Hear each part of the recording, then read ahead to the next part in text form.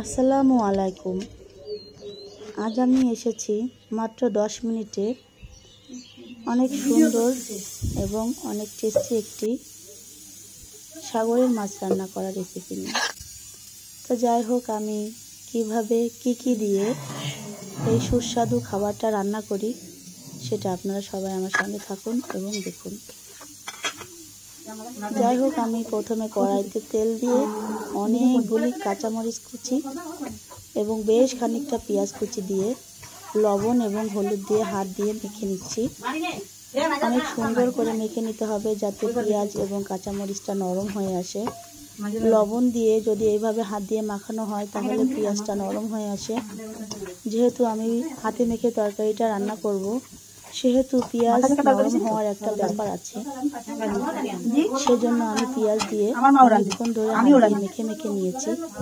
তারপরে আমি দিয়েছি কুচি কুচি করে কেটে রাখা কিছুটা বেগুন।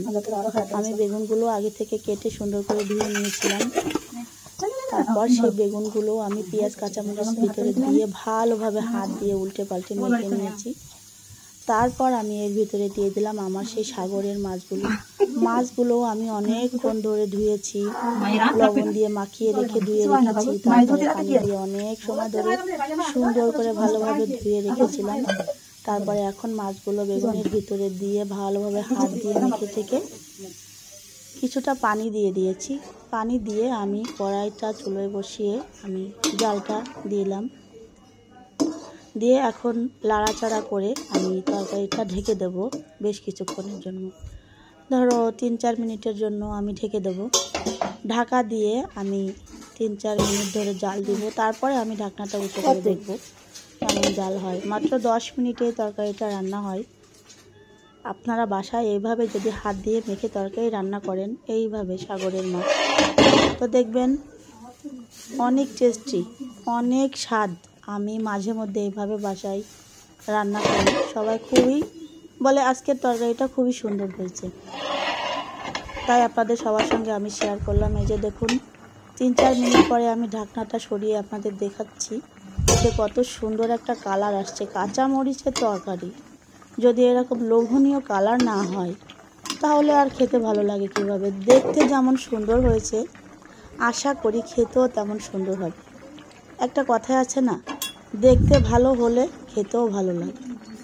তো আমার তরকারিটার কালার দেখুন কত জোস, তাই করছিলাম, তাহলে খেতে তো ভালো হবেই। এগুলো তো সবার আগে সবাই কম বেশি বুঝতে পারছেন যে আসলে খেতে খুব মজা হবে। তো আমার তরকারি অলমোস্ট হয়ে আছে, একটুখানি ঝোলের পানি কমাইতে হবে, তার জন্য আমি জালটা একটু বাড়িয়ে দিয়েছি। বাড়িয়ে দিয়ে তারপর আমি এটা নামিয়ে নেব। তো বন্ধুরা, আপনারা সবাই সাগরের মাছ যদি এইভাবে হাত দিয়ে মেখে রান্না করেন তাহলে দেখবেন কি টেস্টি আর কি সুস্বাদু। রান্না করার জন্য কোনো মশলার প্রয়োজন নাই, শুধুমাত্র পেঁয়াজ এবং কাঁচামরিচ দিয়ে এভাবে রান্না করুন। আমার তরকারিটা অলমোস্ট হয়ে গিয়েছে। সবাইকে ধন্যবাদ। আল্লাহ হাফেজ।